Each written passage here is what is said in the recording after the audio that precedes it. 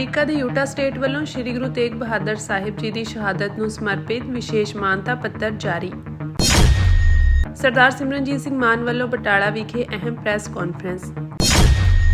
ਕਾਂਗਰਸੀ ਆਗੂ ਸੁਖਪਾਲ ਸਿੰਘ ਖਹਿਰਾ ਨੇ ਪੰਜਾਬ ਦੀ ਵਿਗੜ ਰਹੀ ਕਾਨੂੰਨ ਵਿਵਸਥਾ ਤੇ ਘੇਰੀ ਪੰਜਾਬ ਸਰਕਾਰ।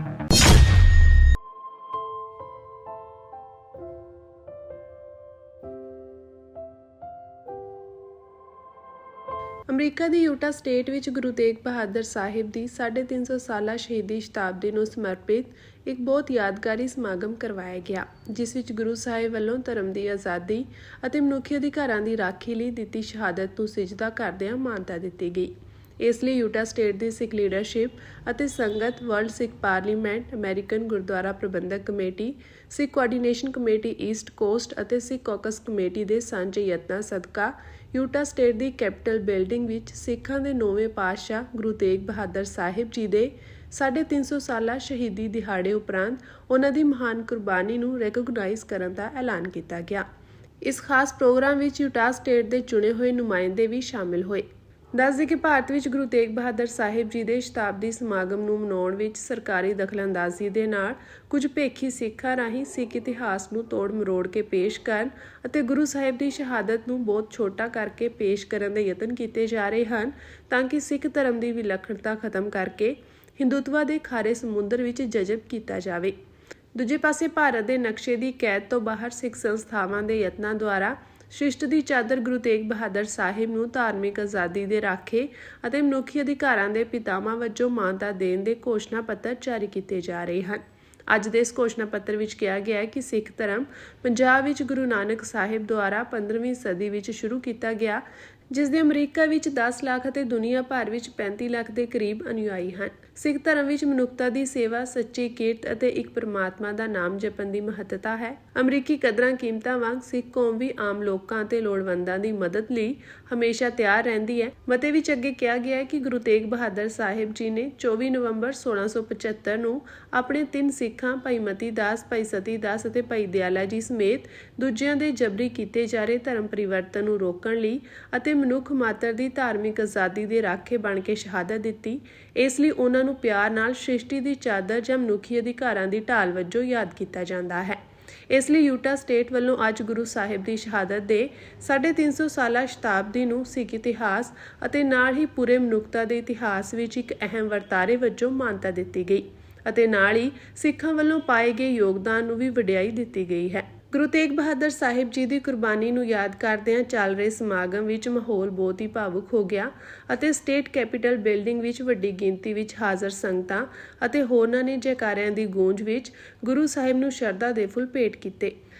ਜ਼ਿਕਰਯੋਗ ਹੈ ਕਿ ਇਸ ਮੌਕੇ ਤੇ ਨਵੰਬਰ 1984 ਦੀ ਸਿੱਖ ਨਸਲਕੁਸ਼ੀ ਸੰਬੰਧੀ ਲਗਾਈ ਗਈ ਬਹੁਤ ਵਿਸਥਾਰਿਤ ਪ੍ਰਦਰਸ਼ਨੀ ਨੂੰ ਚੁਣੇ ਹੋਏ ਅਧਿਕਾਰੀਆਂ ਅਤੇ ਅਮਰੀਕਨ ਲੋਕਾਂ ਨੇ ਬਹੁਤ ਗਹੁ ਨਾਲ ਵੇਖ ਕੇ ਇਸ ਸੰਬੰਧੀ ਜਾਣਕਾਰੀ ਹਾਸਲ ਕੀਤੀ ਅਤੇ ਭਾਰਤ ਸਰਕਾਰ ਵੱਲੋਂ ਕਰਵਾਏ ਇਸ ਜੈਨੋਸਾਈਡ ਬਾਰੇ ਜਾਣ ਕੇ ਦੰਗ ਰਹਿ ਗਏ। ਇਸ ਸਮੇਂ ਖਾਸ ਤੌਰ ਤੇ ਹਾਜ਼ਰੀ ਭਰ ਰਹੇ ਸਰਦਾਰ ਹਿੰਮਤ ਸਿੰਘ, ਕੋਆਰਡੀਨੇਟਰ ਵਰਲਡ ਸਿੱਖ ਪਾਰਲੀਮੈਂਟ ਨੇ ਕਿਹਾ ਕਿ ਮਨੁੱਖਤਾ ਦੇ ਰਹਿਬਰ ਗੁਰੂ ਤੇਗ ਬਹਾਦਰ ਸਾਹਿਬ ਤੋਂ ਸੇਧ ਲੈ ਕੇ ਸਮੁੱਚੇ ਸੰਸਾਰ ਨੂੰ ਉਹਨਾਂ ਦੇ ਦਰਸਾਏ ਮਾਰਗ ਉੱਤੇ ਚੱਲਦਿਆਂ ਹਰੇਕ ਦੀ ਧਾਰਮਿਕ ਆਜ਼ਾਦੀ ਅਤੇ ਮਨੁੱਖੀ ਹੱਕਾਂ ਦੀ ਕਦਰ ਕਰਨ ਦੀ ਲੋੜ ਹੈ ਅਤੇ ਉਹਨਾਂ ਸਮੂਹ ਸੰਗਤਾਂ ਅਤੇ ਸੰਸਥਾਵਾਂ ਦਾ ਧੰਨਵਾਦ ਵੀ ਕੀਤਾ। ਡਾਕਟਰ ਪ੍ਰਿਤਪਾਲ ਸਿੰਘ, ਸਿੱਖ ਕਾਕਸ ਕਮੇਟੀ ਨੇ ਕਿਹਾ ਕਿ ਯੂਟਾ ਸਟੇਟ ਨੇ ਗੁਰੂ ਤੇਗ ਬਹਾਦਰ ਸਾਹਿਬ ਦੀ ਦੁਨੀਆ ਦੇ ਇਤਿਹਾਸ ਵਿੱਚ ਨਿਵੇਕਲੀ ਸ਼ਹਾਦਤ ਨੂੰ ਮਾਨਤਾ ਦੇ ਕੇ ਸਿੱਖ ਕੌਮ ਦੇ ਨਾਲ ਸਮੁੱਚੀ ਮਨੁੱਖਤਾ ਦਾ ਮਾਣ ਵਧਾਇਆ। ਯੂਟਾ ਸਟੇਟ ਦੇ ਗੁਰਦੁਆਰਾ ਸਾਹਿਬਾਨ ਤੋਂ ਸਿੱਖ ਲੀਡਰਸ਼ਿਪ ਅਤੇ ਬਹੁਤ ਵੱਡੀ ਗਿਣਤੀ ਵਿੱਚ ਸਿੱਖ ਸੰਗਤ ਨੇ ਇਸ ਪ੍ਰੋਗਰਾਮ ਵਿੱਚ ਸ਼ਮੂਲੀਅਤ ਕੀਤੀ।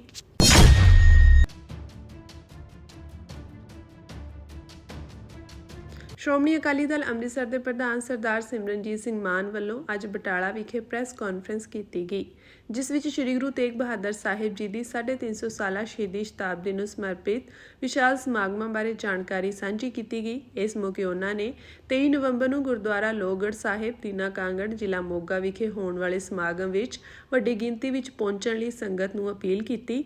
ਮਾਨ ਨੇ ਕਿਹਾ ਕਿ ਸ੍ਰੀ ਗੁਰੂ ਤੇਗ ਬਹਾਦਰ ਸਾਹਿਬ ਜੀ ਨੇ ਧਰਮ ਅਤੇ ਮਨੁੱਖਤਾ ਦੀ ਰੱਖਿਆ ਲਈ ਆਪਣੀ ਸ਼ਹਾਦਤ ਦਿੱਤੀ, ਪਰ ਦੁੱਖ ਦੀ ਗੱਲ ਹੈ ਕਿ ਭਾਰਤ ਵਿੱਚ ਅੱਜ ਵੀ ਮਨੁੱਖੀ ਅਧਿਕਾਰਾਂ ਦਾ ਗੰਭੀਰ ਉਲੰਘਣ ਹੋ ਰਿਹਾ ਹੈ।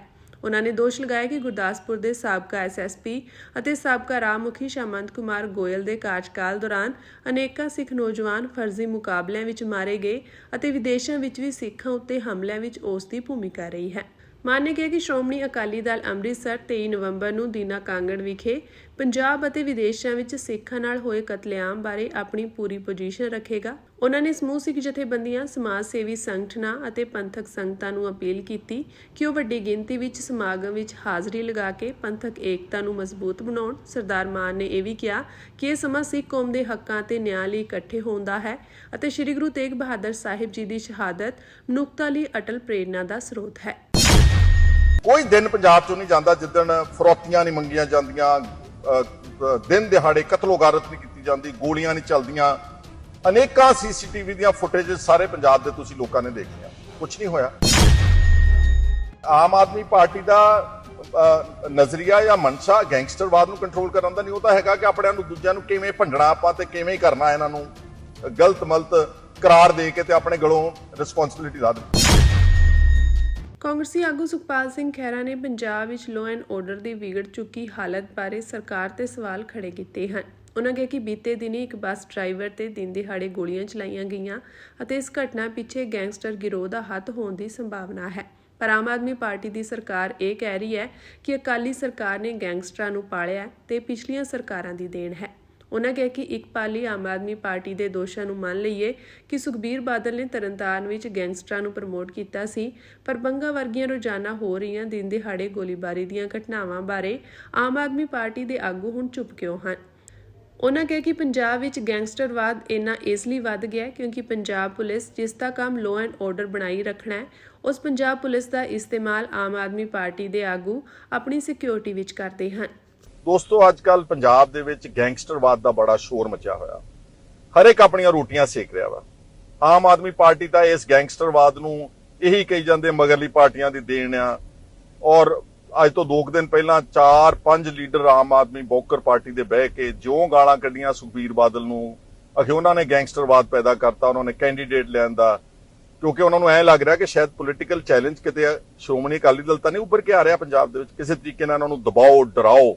FIR ਦਰਜ ਕਰਤੀ ਤਰਨਤਾਰਨ ਦੀ ਜਿਮਨੀ ਚੋਣ ਤੋਂ ਬਾਅਦ, ਕੋਈ 60-70 ਬੰਦਿਆਂ ਦੇ ਖਿਲਾਫ 25-30 ਬੰਦੇ ਚੱਕ ਲਏ, ਬਾਕੀ ਅਣਪਛਾਤੇ ਚੱਕ ਕਰਾਰ ਦੇ ਦਿੱਤੇ ਕਿ ਜੇ ਲੋੜ ਪਈ ਇਹਨਾਂ ਨੂੰ ਚੱਕ ਕੇ ਅੰਦਰ ਦੇਾਂਗੇ, ਦਹਿਸ਼ਤ ਪੈਦਾ ਕਰਾਂਗੇ। ਜਿਹੜੀ ਕੈਂਡੀਡੇਟ ਦੀ ਲੜਕੀ ਸੀ ਕੰਚਨਪ੍ਰੀਤ, ਉਹਨੂੰ ਅਰੈਸਟ ਕਰਨ ਦੀ ਪੂਰੀ ਕੋਸ਼ਿਸ਼ ਕੀਤੀ, ਚਲੋ ਇਹਨਾਂ ਦੇ ਹੱਥ ਨਹੀਂ ਲੱਗੇ, ਉਹ ਨਿਕਲ ਗਈ। ਇੱਕ SSP, ਇੱਕ ਅੱਛਾ ਅਫਸਰ IPS ਮਨਿੰਦਰ ਸਿੰਘ, ਉਸ ਨੂੰ ਸਿਰਫ ਇਸ ਲਈ ਸਸਪੈਂਡ ਕੀਤਾ ਕਿ ਤੂੰ ਕੰਚਨਪ੍ਰੀਤ ਨੂੰ ਕਿਉਂ ਨਹੀਂ ਅਰੈਸਟ ਕੀਤਾ। ਅੰਮ੍ਰਿਤਸਰ ਸ਼ਾਇਦ ਮਜੀਠੇ ਜ਼ਿਲ੍ਹੇ ਦਾ SSP ਸੀਗਾ, ਉਹਨੂੰ ਨਾਮ ਦਿੱਤਾ ਕਿ ਗੈਂਗਸਟਰਸ ਨੂੰ ਕੰਟਰੋਲ ਕਰਨ ਵਿੱਚ ਫੇਲ ਹੋਇਆ SSP, ਇਸ ਕਰਕੇ ਅਸੀਂ ਉਹਨੂੰ ਸਸਪੈਂਡ ਕਰ ਦਿੱਤੇ। ਤੇ ਜਿਹੜੀਆਂ ਪਰਸੋਂ ਗੋਲੀਆਂ ਚੱਲੀਆਂ ਬੰਗੇ ਦਿਨ ਦਿਹਾੜੇ, ਆ ਵੀਡੀਓ ਦੇਖੋ ਤੁਸੀਂ, ਕਿ ਉੱਥੋਂ ਦੇ SSP ਨੂੰ ਸਸਪੈਂਡ ਕੀਤਾ।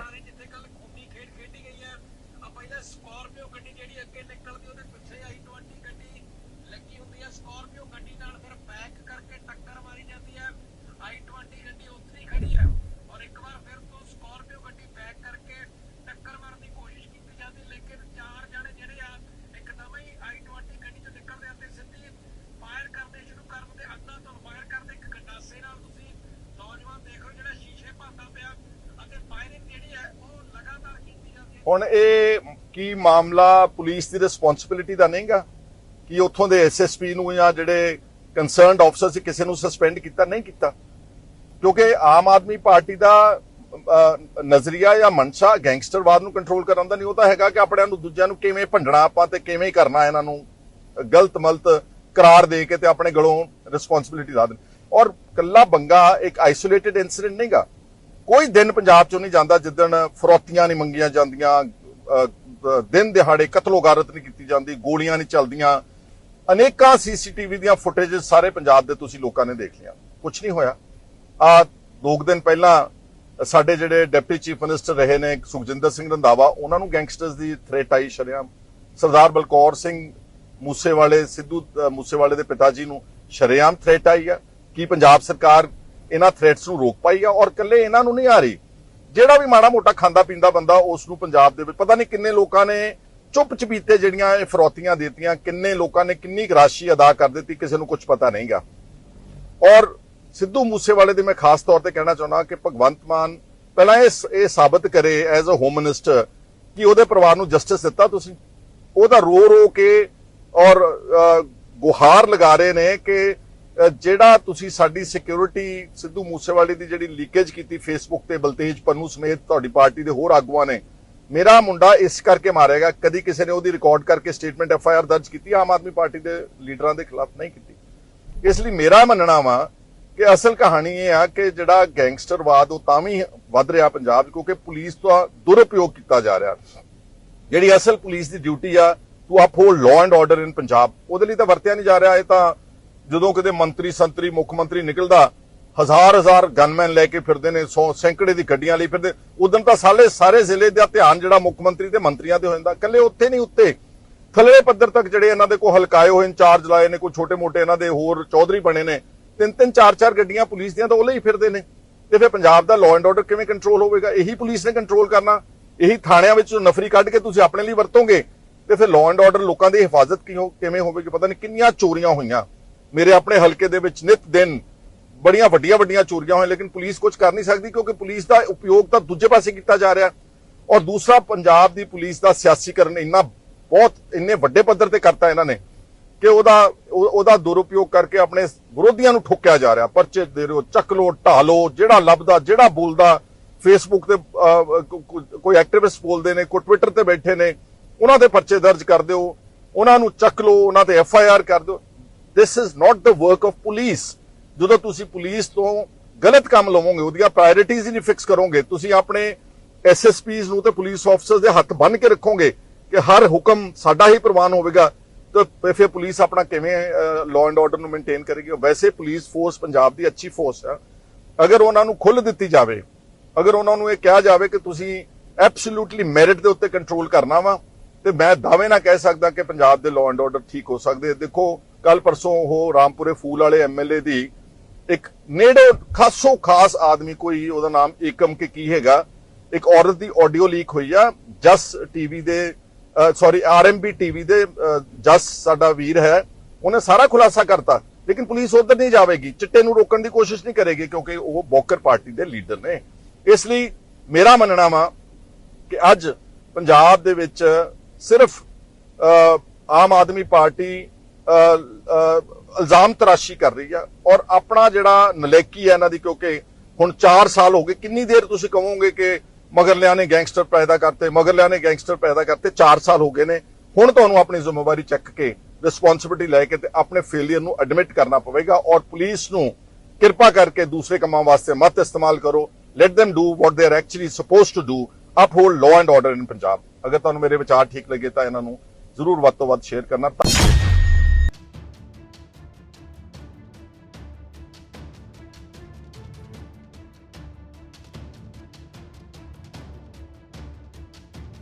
ਗੈਂਗਸਟਰ ਲਾਰੈਂਸ ਬਿਸ਼ਨੋਈ ਦੇ ਛੋਟੇ ਭਰਾ ਅਨਮੋਲ ਬਿਸ਼ਨੋਈ ਨੂੰ ਅਮਰੀਕਾ ਤੋਂ ਭਾਰਤ ਡਿਪੋਰਟ ਕਰ ਦਿੱਤਾ ਗਿਆ। NCP ਨੇਤਾ ਬਾਬਾ ਸਿੱਦੀਕੀ ਦੇ ਕਤਲ ਦੇ ਮਾਸਟਰਮਾਈਂਡ ਅਨਮੋਲ ਨੂੰ NIA ਅਤੇ ਦਿੱਲੀ ਪੁਲਿਸ ਦੀ ਇੱਕ ਵਿਸ਼ੇਸ਼ ਟੀਮ ਨੇ 19 ਨਵੰਬਰ ਨੂੰ IGI ਹਵਾਈ ਅੱਡੇ ਤੋਂ ਗ੍ਰਿਫਤਾਰ ਕੀਤਾ ਸੀ। ਉਸ ਨੂੰ ਸਖਤ ਸੁਰੱਖਿਆ ਹੇਠ ਸਿੱਧਾ ਪਟਿਆਲਾ ਹਾਊਸ ਕੋਰਟ ਲਿਜਾਇਆ ਗਿਆ, ਜਿੱਥੇ NIA ਅਦਾਲਤ ਨੇ ਉਸ ਨੂੰ 11 ਦਿਨ ਦੇ ਰਿਮਾਂਡ ਤੇ ਭੇਜ ਦਿੱਤਾ।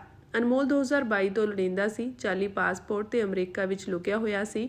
ਉਹ ਬਾਬਾ ਸਿੱਦੀਕੀ ਪੰਜਾਬੀ ਗਾਇਕ ਸਿੱਧੂ ਮੂਸੇਵਾਲਾ ਦੇ ਕਤਲ, ਸਲਮਾਨ ਖਾਨ ਦੇ ਗਲੈਕਸੀ ਅਪਾਰਟਮੈਂਟ ਤੇ ਗੋਲੀਬਾਰੀ ਅਤੇ ਵਿਦੇਸ਼ਾਂ ਤੋਂ ਆਨਲਾਈਨ ਧਮਕੀਆਂ ਸਮੇਤ 18 ਤੋਂ ਵੱਧ ਗੰਭੀਰ ਮਾਮਲਿਆਂ ਵਿੱਚ ਆਰੋਪੀ ਹੈ। ਉਸਨੇ ਅਪਰਾਧਿਕ ਗਤੀਵਿਧੀਆਂ ਨੂੰ ਨਿਰਦੇਸ਼ਿਤ ਕੀਤਾ ਅਤੇ ਵਿਦੇਸ਼ ਤੋਂ ਜਬਰੀ ਵਸੂਲੀ ਦਾ ਰੈਕਟ ਚਲਾਉਂਦਾ ਸੀ। NIA ਨੇ ਅਮਰੀਕਾ ਤੋਂ ਡਿਪੋਰਟ ਕਰਨ ਤੋਂ ਬਾਅਦ ਗ੍ਰਿਫਤਾਰ ਕੀਤੇ ਗਏ ਅਨਮੋਲ ਬਿਸ਼ਨੋਈ ਨੂੰ ਸ਼ਾਮ 5 ਵਜੇ ਦੇ ਕਰੀਬ ਪਟਿਆਲਾ ਹਾਊਸ ਕੋਰਟ ਵਿੱਚ ਪੇਸ਼ ਕੀਤਾ ਸੀ।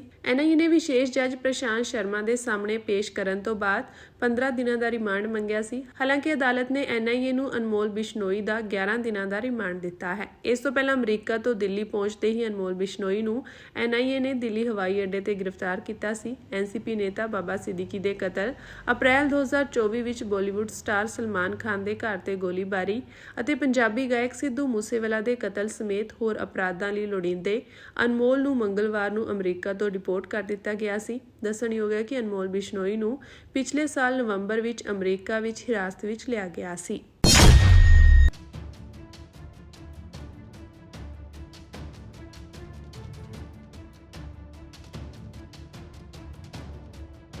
ਦਿੱਲੀ ਦੇ ਲਾਲ ਕਿਲੇ ਨੇੜੇ ਹਾਲ ਹੀ ਵਿੱਚ ਹੋਏ ਬੰਬ ਧਮਾਕੇ ਅਤੇ ਪ੍ਰਧਾਨ ਮੰਤਰੀ ਨਰਿੰਦਰ ਮੋਦੀ ਦੀ 25 ਨਵੰਬਰ ਨੂੰ ਅਯੋਧਿਆ ਦੀ ਯਾਤਰਾ ਨੂੰ ਧਿਆਨ ਵਿੱਚ ਰੱਖਦੇ ਹੋਏ ਭਾਜਪਾ ਦੇ ਇੱਕ ਸਥਾਨਕ ਆਗੂ ਨੇ ਇੱਥੋਂ ਦੀਆਂ ਮਸਜਿਦਾਂ ਦੀ ਤਲਾਸ਼ੀ ਅਤੇ ਯਾਤਰੀਆਂ ਦੇ ਵੇਰਵਿਆਂ ਦੀ ਰਿਕਾਰਡਿੰਗ ਦੀ ਮੰਗ ਕੀਤੀ ਹੈ। ਭਾਜਪਾ ਬੁਲਾਰੇ ਰਜਨੀਸ਼ ਸਿੰਘ ਨੇ ਪ੍ਰਧਾਨ ਮੰਤਰੀ ਨੂੰ ਇੱਕ ਪੱਤਰ ਲਿਖ ਕੇ ਸ਼ਹਿਰ ਦੇ ਸਾਰੇ ਮਦਰਸਿਆਂ ਅਤੇ ਸ਼ੁੱਕਰਵਾਰ ਨੂੰ ਹੋਣ ਵਾਲੀ ਨਮਾਜ਼ ਨੂੰ ਤੁਰੰਤ ਬੰਦ ਕਰਨ ਦੀ ਵੀ ਮੰਗ ਕੀਤੀ ਹੈ। 18 ਨਵੰਬਰ ਨੂੰ ਪ੍ਰਧਾਨ ਮੰਤਰੀ ਮੋਦੀ ਨੂੰ ਲਿਖੇ ਇੱਕ ਪੱਤਰ ਵਿੱਚ ਰਜਨੀਸ਼ ਸਿੰਘ ਨੇ ਕਿਹਾ ਕਿ ਮਸਜਿਦਾਂ ਦੀ ਸਮੇਂ-ਸਮੇਂ ਤੇ ਤਲਾਸ਼ੀ ਲਈ ਜਾਣੀ ਚਾਹੀਦੀ ਹੈ ਅਤੇ ਯਾਤਰੀਆਂ ਦੇ ਵੇਰਵੇ ਦਰਜ ਕੀਤੇ ਜਾਣੇ ਚਾਹੀਦੇ ਹਨ। ਉਨ੍ਹਾਂ ਕਿਹਾ ਕਿ ਸਾਰੀਆਂ ਮਸਜਿਦਾਂ ਵਿੱਚ CCTV ਕੈਮਰੇ ਲਗਾਏ ਜਾਣੇ ਚਾਹੀਦੇ ਹਨ ਅਤੇ ਫੁਟੇਜ ਸਥਾਨਕ ਪੁਲਿਸ ਸਟੇਸ਼ਨ ਨਾਲ ਸਾਂਝੀ ਕੀਤੀ ਜਾਣੀ ਚਾਹੀਦੀ ਹੈ। ਰਜਨੀਸ਼ ਸਿੰਘ ਨੇ ਇਹ ਵੀ ਕਿਹਾ ਕਿ ਦਿੱਲੀ ਵਿੱਚ ਹਾਲ ਹੀ ਵਿੱਚ ਹੋਏ ਧਮਾਕੇ ਨੇ ਇੱਕ ਵਾਰ ਫਿਰ ਇਹ ਸਪਸ਼ਟ ਕਰ ਦਿੱਤਾ ਹੈ ਕਿ ਕਿਵੇਂ ਦੇਸ਼ ਵਿਰੋਧੀ ਅਤੇ ਅੱਤਵਾਦੀ ਤੱਤ ਵੱਖ-ਵੱਖ ਧਾਰਮਿਕ ਸਥਾਨਾਂ ਦੀ ਆੜ ਵਿੱਚ ਗੁਪਤ ਰੂਪ ਵਿੱਚ ਕੰਮ ਕਰ ਰਹੇ ਹਨ ਅਤੇ ਆਪਣੀਆਂ ਗਤੀਵਿਧੀਆਂ ਦਾ ਵਿਸਥਾਰ ਕਰ ਰਹੇ ਹਨ। जब हर तरफ से हमारे ऊपर शक की उंगली उठती है, जब हर तरफ से किसी और के करने की वजह से हम सबको बदनाम करने की कोशिश की जाती है।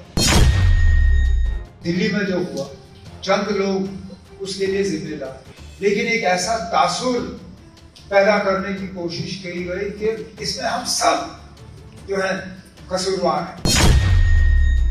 आज तो ना दिल्ली में जम्मू कश्मीर के रजिस्ट्रेशन वाली गाड़ी चलाना भी एक जुर्म के तौर पर समझा जाता है। ਜੰਮੂ ਕਸ਼ਮੀਰ ਦੇ ਮੁੱਖ ਮੰਤਰੀ ਉਮਰ ਅਬਦੁੱਲਾ ਨੇ ਕਿਹਾ ਕਿ ਜੰਮੂ ਕਸ਼ਮੀਰ ਦੇ ਲੋਕ ਕੇਂਦਰ ਸ਼ਾਸਿਤ ਪ੍ਰਦੇਸ਼ ਤੋਂ ਬਾਹਰ ਜਾਣ ਤੋਂ ਡਰਨ ਲੱਗ ਪਏ ਹਨ ਕਿਉਂਕਿ ਉਹਨਾਂ ਸਾਰਿਆਂ ਨੂੰ ਕੁਝ ਲੋਕਾਂ ਦੀਆਂ ਹਿੰਸਕ ਕਾਰਵਾਈਆਂ ਲਈ ਸ਼ੱਕੀ ਮੰਨਿਆ ਜਾਂਦਾ ਹੈ। ਉਨ੍ਹਾਂ ਕਿਹਾ ਕਿ ਮੌਜੂਦਾ ਹਾਲਾਤ ਵਿੱਚ ਸ਼ਾਇਦ ਮਾਪੇ ਆਪਣੇ ਬੱਚਿਆਂ ਨੂੰ ਬਾਹਰ ਨਹੀਂ ਭੇਜਣਾ ਚਾਹੁਣਗੇ ਜਦੋਂ ਸਾਨੂੰ ਹਰ ਪਾਸਿਓਂ ਸ਼ੱਕੀ ਨਜ਼ਰਾਂ ਨਾਲ ਵੇਖਿਆ ਜਾ ਰਿਹਾ ਹੈ, ਜਦ ਕਿਸੇ ਹੋਰ ਦੇ ਕੰਮ ਲਈ ਸਾਨੂੰ ਬਦਨਾਮ ਕਰਨ ਦੀ ਕੋਸ਼ਿਸ਼ ਕੀਤੀ ਜਾ ਰਹੀ ਹੈ, ਜਦੋਂ ਸਾਰਿਆਂ ਨੂੰ ਉਸ ਇੱਕ ਦਾਇਰੇ ਵਿੱਚ ਲਿਆਉਣ ਦੀ ਕੋਸ਼ਿਸ਼ ਕੀਤੀ ਜਾ ਰਹੀ ਹੈ ਜੋ ਕੁਝ ਲੋਕਾਂ ਨੇ ਕੀਤਾ ਹੈ ਤਾਂ ਸਪਸ਼ਟ ਹੈ ਕਿ ਸਾਡੇ ਲਈ ਬਾਹਰ ਜਾਣਾ ਮੁਸ਼ਕਿਲ ਹੋ ਜਾਂਦਾ ਹੈ। ਮੁੱਖ ਮੰਤਰੀ ਨੇ ਅੱਗੇ ਕਿਹਾ ਕਿ ਅਜਿਹਾ ਕਹਿਣਾ ਚੰਗਾ ਨਹੀਂ ਲੱਗਦਾ ਪਰ ਅਸੀਂ ਕੀ ਕਰ ਸਕਦੇ ਹਾਂ, ਇਹੀ ਅਸਲੀਅਤ ਹੈ। ਉਨ੍ਹਾਂ ਕਿਹਾ ਕਿ ਦਿੱਲੀ ਲਾਲ ਕਿਲੇ ਨੇੜੇ ਕਾਰ ਧਮਾਕੇ ਲਈ ਬਹੁਤ ਘੱਟ ਲੋਕ ਜ਼ਿੰਮੇਵਾਰ ਹਨ ਪਰ ਇਹ ਧਾਰਨਾ ਪੈਦਾ ਕੀਤੀ ਜਾ ਰਹੀ ਹੈ ਕਿ ਇਸ ਲਈ ਅਸੀਂ ਸਾਰੇ ਜ਼ਿੰਮੇਵਾਰ ਹਾਂ ਅਤੇ ਅਸੀਂ ਸਾਰੇ ਇਸ ਦਾ ਹਿੱਸਾ ਹਾਂ। ਆਪਣੇ ਵਿਚਾਰ ਸਾਂਝੇ ਕਰਦੇ ਹੋਏ ਅਬਦੁੱਲਾ ਨੇ ਕਿਹਾ ਕਿ ਉਹ ਕੌਮੀ ਰਾਜਧਾਨੀ ਵਿੱਚ ਜੰਮੂ ਕਸ਼ਮੀਰ ਰਜਿਸਟ੍ਰੇਸ਼ਨ ਵਾਲੇ ਆਪਣੀ ਗੱਡੀ ਨੂੰ ਬਾਹਰ ਕੱਢਣ ਤੋਂ ਪਹਿਲਾਂ 2 ਵਾਰ ਸੋਚਦੇ ਹਨ। ਉਨ੍ਹਾਂ ਕਿਹਾ ਕਿ ਅੱਜ ਦਿੱਲੀ ਵਿੱਚ ਜੰਮੂ ਕਸ਼ਮੀਰ ਰਜਿਸਟ੍ਰੇਸ਼ਨ ਵਾਲੀਆਂ ਗੱਡੀਆਂ ਚਲਾਉਣ ਨੂੰ ਵੀ ਅਪਰਾਧ ਮੰਨਿਆ ਜਾ ਰਿਹਾ ਹੈ। ਜਦੋਂ ਮੇਰੇ ਨਾਲ ਬਹੁਤ ਸਾਰੇ ਸੁਰੱਖਿਆ ਕਰਮਚਾਰੀ ਨਹੀਂ ਹਨ ਤਾਂ ਮੈਂ ਖੁਦ ਸੋਚਦਾ ਹਾਂ ਕਿ ਮੈਨੂੰ ਆਪਣੀ ਕਾਰ ਬਾਹਰ ਕੱਢਣੀ ਚਾਹੀਦੀ ਹੈ ਜਾਂ ਨਹੀਂ। ਦੱਸਣਯੋਗ ਹੈ ਕਿ 10 ਨਵੰਬਰ ਨੂੰ ਦਿੱਲੀ ਵਿੱਚ ਹੋਏ ਕਾਰ ਧਮਾਕੇ ਵਿੱਚ 15 ਲੋਕਾਂ ਦੀ ਮੌਤ ਹੋ ਗਈ ਸੀ। ਧਮਾਕੇ ਤੋਂ ਬਾਅਦ ਪੁਲਿਸ ਨੇ ਸੁਰੱਖਿਆ ਦੇ ਸਖਤ ਉਪਾਵਾਂ ਦੇ ਹਿੱਸੇ ਵਜੋਂ ਇਕੱਲੇ ਫਰੀਦਾਬਾਦ ਵਿੱਚ ਹੀ ਜੰਮੂ ਕਸ਼ਮੀਰ ਦੇ 500 ਤੋਂ ਵੱਧ ਲੋਕਾਂ ਦੀ ਜਾਂਚ ਕੀਤੀ ਹੈ। जो हालात बने हैं इन हालात में शायद माँ बाप भी अपने बच्चों को बच्चियों को यहाँ से बाहर भेजना पसंद भी नहीं करेंगे। जब हर तरफ से हमारे ऊपर शक की उंगली उठती है, जब हर तरफ से किसी और के करने की वजह से हम सबको बदनाम करने की कोशिश की जाती है, जब चंद लोगों के किसी चीज में शामिल होने पे हर किसी को उसमें उसके लपेट में लाने की कोशिश की जाती है, तो जाहिर सी बात है कि हमारा यहां से निकलना फिर बहुत ज्यादा मुश्किल हो जाता है। जो मैं कह रहा हूं वो कहना भी मुझे अच्छा नहीं लगता, लेकिन क्या करें, जो हकीकत है वो हकीकत है। अब आप देखें दिल्ली में जो हुआ चंद लोग उसके लिए जिम्मेदार, लेकिन एक ऐसा तासुर पैदा करने की कोशिश की गई कि इसमें हम सब जो है कसूरवार हैं, हम सब इसमें मिले हुए हैं। आज तो ना दिल्ली में जम्मू कश्मीर के रजिस्ट्रेशन वाली गाड़ी चलाना भी एक जुर्म के तौर पर समझा जाता है। मैं खुद अपनी गाड़ी, जब मेरे पास अपने ज्यादा सिक्योरिटी वाले नहीं होते, मैं खुद सोचता ना मैं गाड़ी निकालूं या ना निकालूं। पता नहीं कौन साइड करके रोकेगा, पूछेगा ना आप हो कहां से, क्या कर रहे हो, यहाँ पे क्यों आए हो। तो जब हम यहां से बाहर जा नहीं सकते रोजगार हासिल करने के लिए, तो फिर हुकूमत की और ज्यादा जिम्मेदारी बन जाती है कि हम बेरोजगारी को कम करने के वसाइल जो है यहां पैदा करें। और इसलिए मिशन युवा और ये 2 दिन का जो ये trade fair, regional trade fair रखा गया, इसकी अहमियत बढ़ जाती है। अब मिशन युवा को चलाए हुए साल क्या 6 महीने भी नहीं हुए, लगभग अब 5 महीने पूरे हो गए हैं। हम भी सीख रहे हैं कहां पे ये ठीक है, कहां पे और इसको बेहतर करने की गुंजाइश है, क्योंकि कोई भी गवर्नमेंट की स्कीम पहले दिन से कामयाब नहीं होती। हर गवर्नमेंट के स्कीम को थोड़ा सा उसमें सीखना पड़ता है, समझना पड़ता है, कहीं पे खामियां होती हैं, कहीं पे कमजोरियां होती हैं, उनको दुरुस्त करना होता है। और जब हम नंबर्स देखते हैं, उन नंबर्स में सीधा पता चल जाता है कि किस चीज को हमें दुरुस्त करने की जरूरत है।